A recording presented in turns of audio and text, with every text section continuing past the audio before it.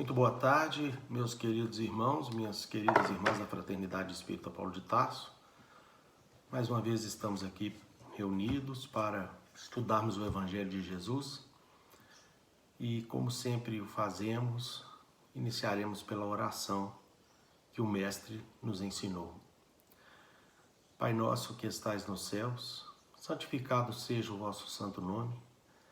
Venha a nós o vosso reino, seja feita a vossa vontade, aqui na terra como em todo o universo. O pão nosso de cada dia nos dai hoje, Pai. Perdoa, Senhor, as nossas dívidas, assim como perdoamos os nossos devedores. Não nos deixeis cair em novas faltas. Livrai-nos do mal, pois que vossos são o reino, o poder, a majestade e a glória, para todo sempre. Que assim seja.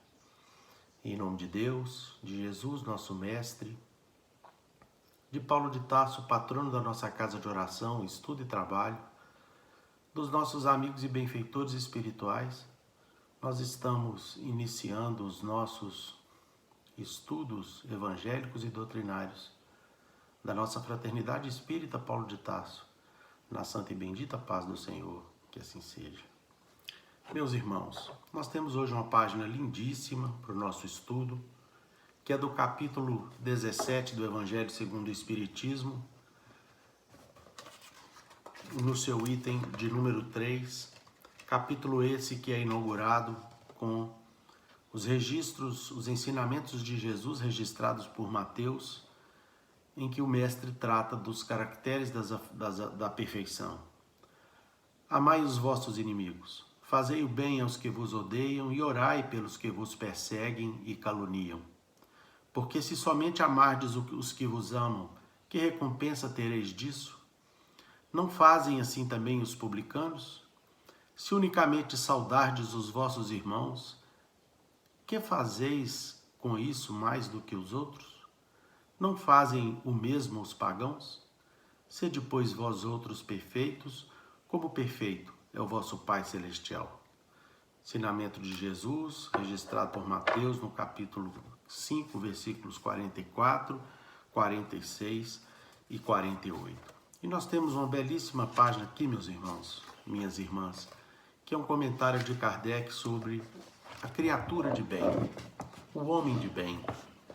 Kardec nos ensina o seguinte a respeito do homem de bem, que certamente ele registrou a partir da inspiração dos espíritos superiores que dirigiram a sua tarefa da codificação da doutrina espírita aqui no nosso mundo.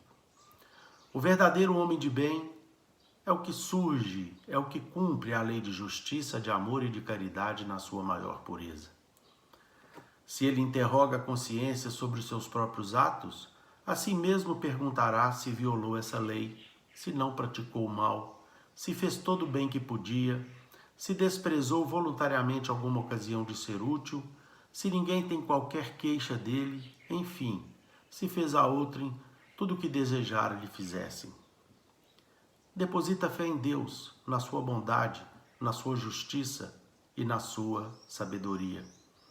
Sabe que sem sua permissão nada acontece e se lhe submete à vontade todas as coisas. Tem fé no futuro, razão porque coloca os bens espirituais acima dos bens temporais. Sabe que todas as dificuldades da vida, todas as dores, todas as decepções são provas ou expiações e as aceita sem murmurar. Possuído do sentimento de caridade e de amor ao próximo, faz o bem pelo bem, sem esperar paga alguma. Retribui o mal com o bem, toma a defesa do fraco contra o forte e sacrifica sempre seus interesses à justiça. Encontra satisfação nos benefícios que espalha, nos serviços que presta, no fazer felizes os outros, nas lágrimas que enxuga, nas consolações que prodigaliza aos aflitos. Seu primeiro impulso é para pensar nos outros antes de pensar em si. É para cuidar dos interesses dos outros antes do seu próprio interesse. O egoísta, ao contrário, calcula os proveitos e as perdas decorrentes de toda ação generosa. A criatura de bem é boa, humana e benevolente para com todos, sem distinção de raças nem de crenças, porque em todos os homens vê irmãos seus. Respeita nos outros todas as convicções sinceras e não lança crítica aos que como ele não pensam. Em todas as circunstâncias, soma por guia a caridade, tendo como certo que aquele que prejudica a outra e com palavras malévolas, que fere com seu orgulho e o seu desprezo a suscetibilidade de alguém, que não recua a ideia de causar um sofrimento, uma contrariedade, ainda que ligeira, quando a pode evitar, falta ao dever de amar o próximo e não merece a clemência do Senhor. Não alimenta ódio, nem rancor, nem desejo de vingança. A exemplo de Jesus, perdoa e esquece as ofensas e só dos benefícios se lembra, por saber que perdoado lhe será, conforme houver perdoado. É indulgente para as fraquezas alheias, porque sabe que também necessita de indulgência e tem presente esta sentença do Cristo: atire-lhe a primeira pedra aquele que se achar sem pecado. Nunca se compraz em rebuscar os defeitos alheios, nem ainda em evidenciá-los. Se a isso se vê obrigado, procura sempre o bem que possa atenuar o mal. Estuda suas próprias imperfeições e trabalha incessantemente em combatê-las. Todos os esforços emprega para poder dizer no dia seguinte que alguma coisa traz em si de melhor do que na véspera. Não procura dar valor ao seu espírito nem aos seus talentos, às expensas de outrem. Aproveita, ao revés, todas as ocasiões para fazer ressaltar o que seja proveitoso aos outros. Não se envaidece da sua riqueza, nem de suas vantagens pessoais, por saber que tudo o que lhe foi dado pode ser-lhe tirado. Usa, mas não abusa dos bens que lhe são concedidos. Sabe que é um depósito de que terá de prestar contas e que o mais prejudicial emprego que ele pode dar é o de aplicá-lo à satisfação de suas paixões. Se a ordem social colocou sob o seu mando outros homens, trata-os com bondade e benevolência, porque são seus iguais perante Deus. Usa da sua autoridade para lhes levantar o moral e não para os esmagar com seu orgulho. Evita tudo quanto lhes possa tornar mais penosa a posição subalterna em que se encontram. O subordinado, de sua parte, compreende os deveres da posição que ocupa e se empenha em cumpri-los conscienciosamente. Finalmente, o homem de bem respeita todos os direitos que aos seus semelhantes dão as leis da natureza, como quer que sejam respeitados os seus. Não ficam assim enumeradas todas as qualidades que distinguem o homem de bem, mas aquele que se esforce por possuir as que acabamos de mencionar, no caminho se acha que a todas as demais conduz. Meus irmãos, essa página é monumental, né? É monumental, é maravilhosa. E nós gostaríamos de pautar aqui o nosso singelo comentário a respeito do homem de bem, lembrando, meus irmãos, inicialmente daquele nosso exemplo maior, deste que é o nosso maior paradigma, a maior criatura que já veio aqui entre nós, que é o governador espiritual do nosso orbe, que é o nosso Senhor Jesus Cristo. Veja que ele se compadecendo, melhor dizendo, das nossas limitações, da nossa pequenez, ele veio até nós. Vamos dizer assim, desceu das resplandecências de onde ele habita, na governadoria espiritual do nosso mundo, abriu mão do dia a dia dos seus companheiros mais diletos, espíritos superiores que a ele auxiliam no grande projeto de transformação e evolução do nosso mundo, e fez questão de vir até aqui na Terra. Nasceu a partir de uma viagem que Maria e José tiveram que fazer até Belém, para que eles pudessem obedecer o censo que seria feito, a contagem, o recenseamento. E como não existiam hospedarias, muito menos hospitais, que foram construções inspiradas a partir da vinda de Jesus aqui na Terra, principalmente os hospitais, as universidades, as escolas, os albergues destinados ao amparo aos necessitados, as instituições de caridade e benemerência, nada disso existia naquele tempo. E Maria teve que ser acolhida numa manjedoura, numa estrebaria. E no momento em que aquela criança vem à luz, os anjos se unem num cortejo maravilhoso, rasgado a partir das culminâncias do céu, e cantam para que toda a humanidade compreendesse que ali estava o governador do planeta, o salvador do nosso mundo, aquele que iria amparar todas as nossas almas doloridas e enfermas para o resto de nossas vidas. Glória a Deus nas alturas, paz na terra aos homens de boa vontade. Sobre esse signo, Jesus nasceu, meus irmãos. Passou a sua infância com Maria, e nos registros de Irmão X, no livro Boa Nova, nós verificamos que Jesus teve uma infância, e não podia ser diferente, totalmente em dissonância com as crianças normais do seu tempo.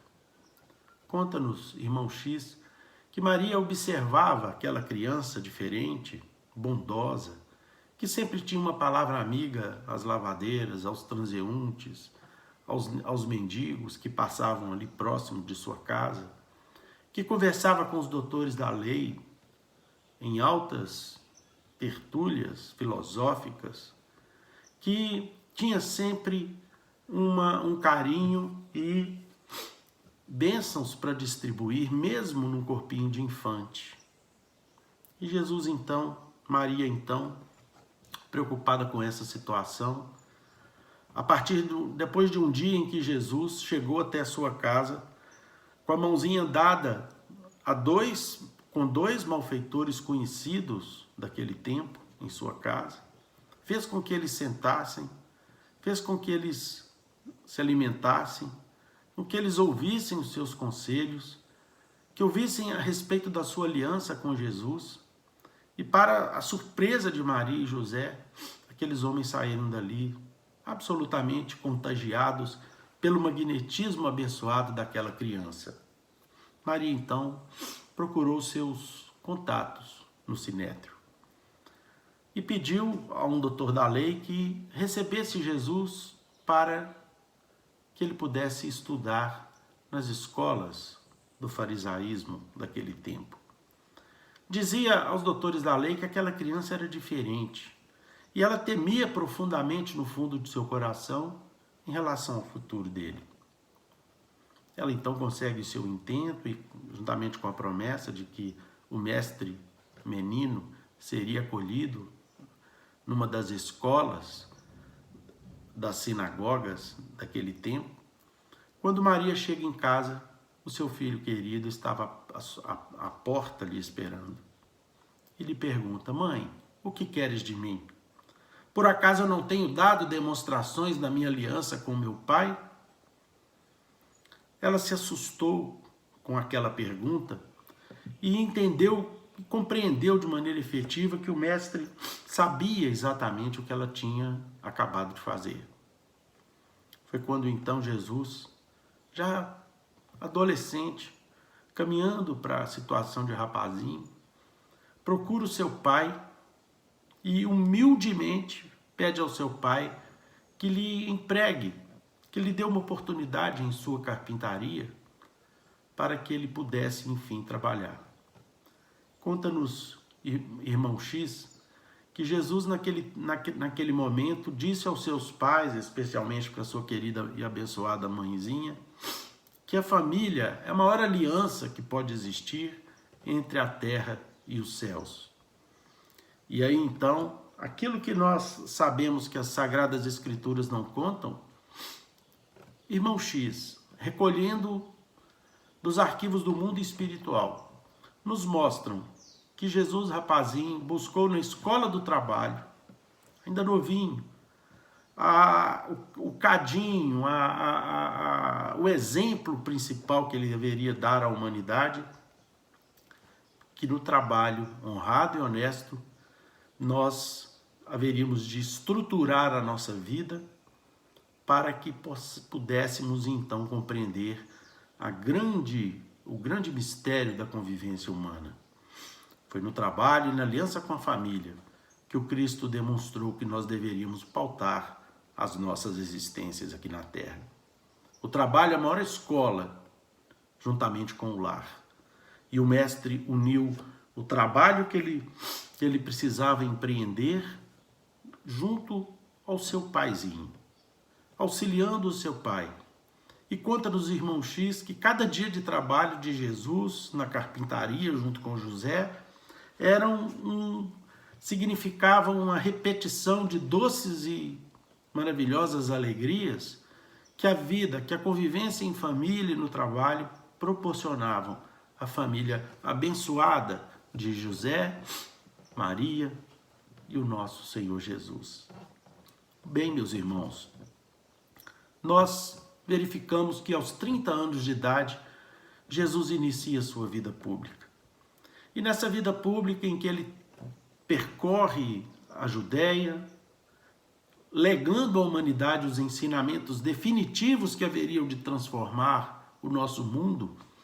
E não tenhamos dúvida nenhuma que esses ensinamentos, meus irmãos, todos eles exemplificados e proferidos pelo Cristo, registrado pelos evangelistas Mateus e João, e posteriormente pelos evangelistas Marcos e Lucas, nós vamos ver que ficaram definitivamente para as conjecturas dos nossos corações, e daqui a 1000 anos, daqui a muitos séculos, nós haveremos de descobrir riquezas multiplicadas nos ensinos de Jesus, que se notabilizam fundamentalmente pelo caráter evolutivo que esses ensinamentos trazem, porque quanto mais evoluímos, mais nós penetramos as camadas profundas que esses ensinamentos nos proporcionam. Então, meus irmãos, Jesus inicia a sua vida pública numa festa de casamento. E o noivo dessa festa era um amigo seu de infância. E então, nós sabemos que as festas de casamento duravam 7 dias, em festejos que se estendiam por todos esses dias, e evidentemente que para que esses festejos pudessem ser viáveis, era preciso muita comida e muito vinho, fundamentalmente. E lá para as tantas, num determinado instante, nós sabemos que o vinho servido naquele festejo de casamento termina. E o amigo do Cristo, muito sem graça, não quis lhe pedir nada, muito embora todos já soubessem dos poderes que Jesus já era detentor. E ele vai até Maria de Nazaré e conta-lhe o que estava acontecendo, a sua falta de graça, porque a festa ia ser interrompida porque faltava o vinho que era servido aos convivas. Maria então diz a ele apenas o seguinte: olha, meu amigo, vá, conte isso a Jesus, mas atenda exatamente o que ele lhe mandar fazer. E assim foi feito. Trouxeram, por determinação do mestre, as bilhas de água, e Jesus transforma o vinho, a água em vinho, proporcionando alegria àqueles convivas que festejavam a união em família através das bodas de casamento. E um dia, Pedro, estando com Jesus, numa página belíssima que nos foi trazida pelo nosso irmão X, cujo título é Amor e Renúncia, está no livro Boa Nova, Pedro então faz algumas observações, algumas perguntas, alguns questionamentos ao mestre. Eu gostaria de dividir com vocês, meus irmãos, minhas irmãs, esse diálogo abençoado de Jesus e de Pedro, que demonstra de maneira muito clara como que nós podemos, qual que é o nosso papel como criaturas de bem aqui na Terra, como nos diz essa belíssima página de Kardec. Senhor, Perguntou Simão Pedro com bondade ao mestre. Em face dos vossos ensinamentos, como devemos interpretar a vossa primeira manifestação transformando a água em vinho nas bodas de Caná? Não se tratava de uma festa mundana? O vinho não iria cooperar para o desenvolvimento da embriaguez e da gula? Vejam a pergunta de Pedro, absolutamente pertinente, do ponto de vista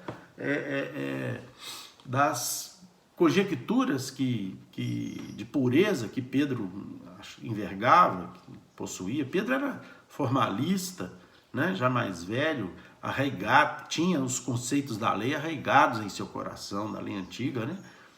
Jesus então olhou para Pedro. Eu não vou ficar aqui comentando porque eu atrapalho a beleza do texto de irmão X. Jesus olhou para Pedro enternecidamente, compreendeu o alcance da interpelação e sorriu. Simão, disse ele, conheces a alegria de servir a um amigo? Pedro não respondeu, pelo que o mestre continuou.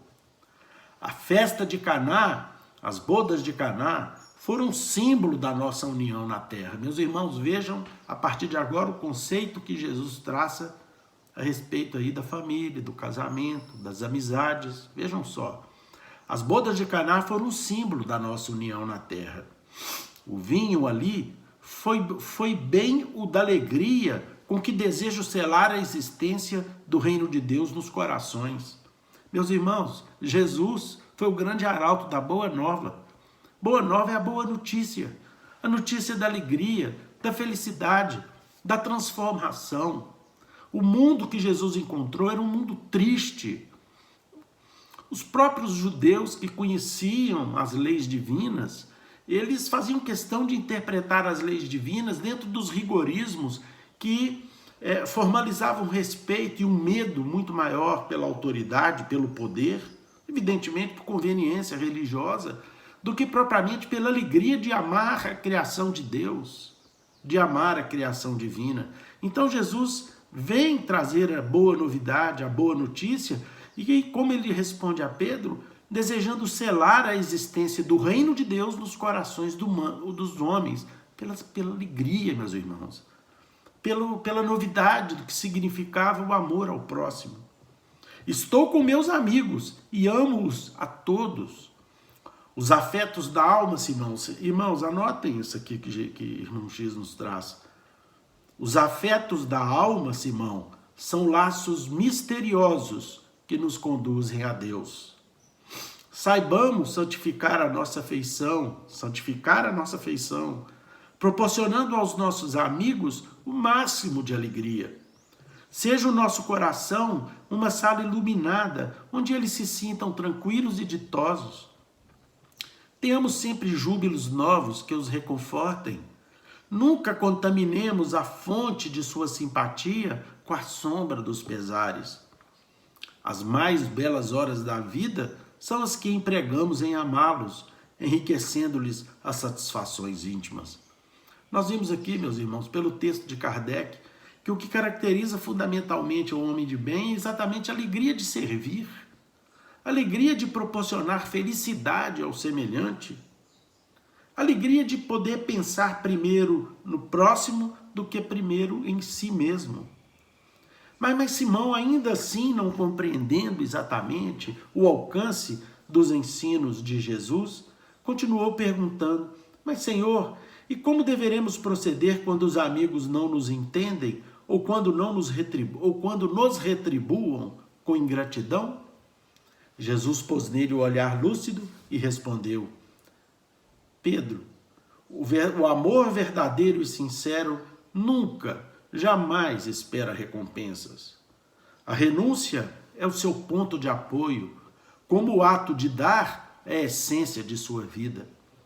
A capacidade de sentir grandes afeições já é em si mesma um tesouro, ou seja, quando nós fazemos algo de bom para os amigos ou para as pessoas, ainda que não sejam amigas, mas quando nós perdoamos, quando nós entendemos, quando nós somos fraternos, quando nós somos benevolentes, isso que nós já estamos fazendo em si próprio mesmo já é um tesouro, independente de vamos ser vistos, reconhecidos, ou se serão agradecidos aqueles que nós eventualmente beneficiamos. a compreensão de um amigo, deve ser para nós a maior recompensa. Todavia, quando a luz do entendimento tardar no espírito daqueles a quem amamos, deveremos lembrar-nos de que temos a sagrada compreensão de Deus, que nos conhece os propósitos mais puros. Ainda que todos os nossos amigos do mundo se convertessem um dia em nossos adversários ou mesmo em nossos algozes, jamais nos poderiam privar da alegria infinita de lhes haver dado alguma coisa. Oh, meus irmãos, Jesus ali não apenas ensinava a Pedro, mas já adiantava ao seu apóstolo querido aquilo que viria a acontecer daí a alguns dias, protagonizado por Judas Iscariotes e por ele e os demais discípulos que Pedro negou, né? Os demais, exceto João, que foi ficar ao lado de sua mãezinha nos instantes derradeiros do Gólgota, e Jesus, para proporcionar à sua mãe um alívio, um carinho, né, como filho querido que era, pediu a João que ficasse ao lado dela, que a partir daquele instante fosse o seu filho abençoado e querido. Jesus sabia perfeitamente que ele não teria gratidão do mundo. Não teria gratidão sequer dos seus próprios discípulos, daqueles que o seguiam, daqueles leprosos que ele curou, daqueles cegos cuja vista ele devolveu. Jesus não haveria de receber o pranto daqueles que um dia antes o ovacionaram na entrada triunfal em Jerusalém. Apenas as mulheres chorariam por ele e sua mãezinha ficaria com ele até o fim. Então, meus prezados irmãos, o mestre sabia perfeitamente que não é na gratidão do próximo que nós auxiliamos que nós encontraremos os benefícios para a nossa alma pelo bem que realizamos. O bem em si mesmo realizado já significa um tesouro fundamental em nossas vidas. E como que Jesus, mesmo depois de ser esquecido, traído, negado por aqueles que ele amou tanto, mesmo depois de dividir o pão na última ceia com seus discípulos e pegar a mão de Judas e dizer: Judas, veja bem o que você está fazendo. Aqui mesmo nessa obra nós temos essa passagem capturada por irmão X nos arquivos do mundo espiritual. Jesus, já na cruz, quando nos últimos estertores da sua vida aqui na terra, o céu se rasga no infinito e uma corte imensa de anjos descem do infinito para saudar o vitorioso, o triunfante Filho do Pai Altíssimo, que venceu todas as dificuldades existentes no mundo e legou à humanidade a inesquecível e superável lei de amor a Deus e ao próximo que haveria de transformar o mundo. Vários querubins aproximaram para perfumar-lhe os pés e as mãos que sangravam em função dos pregos na cruz. Outros anjos se aproximavam para tocar alaúdes divinos de canções do mundo espiritual elevado para alegrar aquele ambiente triste do Gólgota. Outros traziam guirlandas de flores para enfeitar a cruz da ignomínia humana, preparando aquele local triste para a subida triunfal do Espírito do Mestre. Outros catalogavam os culpados e os responsáveis por aquela tarde triste que a humanidade jamais esqueceria. Outros tantos preparavam um caminho de luz para a ascensão do Mestre querido até os páramos celestiais de onde ele habita. Mas um anjo muito iluminado chegou sozinho, não chegou acompanhado de outros anjos, e aproximou-se, a partir de um olhar do Cristo, aproximou-se de Jesus, e como Jesus já balbuciava as últimas palavras em razão da proximidade, daí alguns minutos da sua morte, ele encostou os seus ouvidos junto ao coração de Jesus e ouviu dele algo que só ele mesmo pudera compreender. Imediatamente, ele desceu da cruz e adentrou-se pela escuridão de Jerusalém, cujas nuvens negras da tempestade que se avizinhava já estabelecia. Foi então que Jesus observava com os olhares atentos, mas extremamente confiantes, na missão que ele dotara aquele seu anjo. Ele pedira aquele anjo para buscar Judas Iscariotes, que naquele momento acabara de tirar sua própria vida, suicidando por não suportar a pressão do remorso que lhe invadira o coração. Aquele anjo, meus irmãos, que foi cumprir essa missão abençoada do Cristo ajudando Judas, era o anjo da caridade. Os homens de bem, as mulheres de bem desse mundo, precisam encontrar nos exemplos do Cristo o motivo maior para suas vidas. Nós precisamos decorar, se possível, e guardar em nossos corações esse item 3 do capítulo 17 do Evangelho segundo o Espiritismo sobre a criatura de bem. Veja como Kardec desce a detalhes. Veja como Kardec nos fala em desprendimento, em amor ao próximo, em capacidade de servir sem exigir tributos de gratidão. O homem de bem, ele acima de tudo deseja o bem que ele guarda em seu coração para o seu próximo, independente de quem esse próximo seja. Esta página, meus irmãos, nos faz pensar profundamente a respeito das nossas vidas, nos faz pensar profundamente a respeito do combate ao egoísmo, sistemático ao egoísmo que nós temos que estabelecer em nossas existências. Que Jesus nos abençoe. Passamos agora a palavra para o nosso irmão, querido irmão Evandro, para que ele possa continuar os estudos da nossa tarde. Muito obrigado, meus irmãos. Que Jesus abençoe a todos vocês. Que o Deus ampare a vida de cada uma das famílias, do nosso querido solar, que proteja nesse momento ainda difícil que estamos atravessando, dando a todos vocês muita paz, dando a todos vocês muita certeza de que Deus, acima de tudo, estabelece o bem, o amor e a felicidade em nossas vidas. Um grande abraço para vocês.